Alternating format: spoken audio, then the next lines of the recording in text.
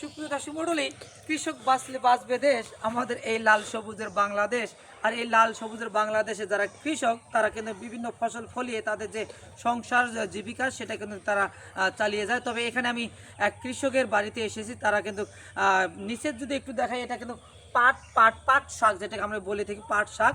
এবং পাট শাকের পাশাপাশি এগুলো শশা আমরা শ্যামশও বলি অনেক সময়, শশা এগুলো কিন্তু গেড়েছে। এবং আর এই যে একটু যদি দেখি জাল নেট দিয়ে কিন্তু উপরে ছাউনি দিয়েছে।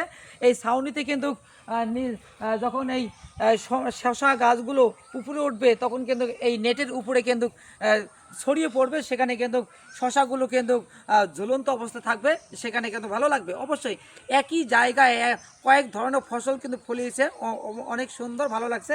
আমার শ্রদ্ধেয় বড় ভাই তিনি কিন্তু অনেক পরিশ্রম করছে, একটু ক্যামেরা দিয়ে দেখবেন প্লিজ, অনেক পরিশ্রম করছে। তবে এখানে কিন্তু পরিশ্রমের যে ফসল তিনি কিন্তু অনেক দেরিতে পাবে। তবে আপনাকে তথ্য জানিয়ে রাখি, জিজ্ঞাসা করতে চাই, এখানে শশা আমরা যেটাকে বলি, গরমের দিনে কিন্তু সালাদ অনেক সুস্বাদু হয় এবং গোস্তর সঙ্গে কিন্তু মাংসের সঙ্গে খেলে কিন্তু অনেক টেস্টি হয়। তবে এখানে অনেক শশার গাছ রোপণ করেছেন।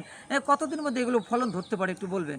এই মাসখানেক, এক মাস পরে এটা আর কি। মানে 1 মাস পরে সে ফলন ধরবে, সেখান থেকে আপনি বিক্রি করতে পারবেন এবং নিজেও খাবেন, অনেক চাহিদা পূরণ করা যায়। চমৎকার কথা বলেছেন। আসলে আমরা এইভাবে যদি বিভিন্ন জায়গায় ফসল আবাদ করি, বিভিন্ন শাক সবজি সেগুলো যদি আবাদ করতে পারি, তাহলে কিন্তু আমরা নিজে খাবো, উপকৃত হবো এবং আমাদের যে সংসার চালানোর জন্য কিন্তু অবশ্যই সেটা বিক্রি করতে পারবো। এটা কিন্তু অনেক উপকার আসবে এবং দেশ ও জাতি এগিয়ে যাবে। তবে অনেক আঞ্জা, অর্থাৎ আমরা যেটাকে বলি কাঁচা শাক সবজি, এগুলো কিন্তু বাজারে কিন্তু অনেক মূল্য।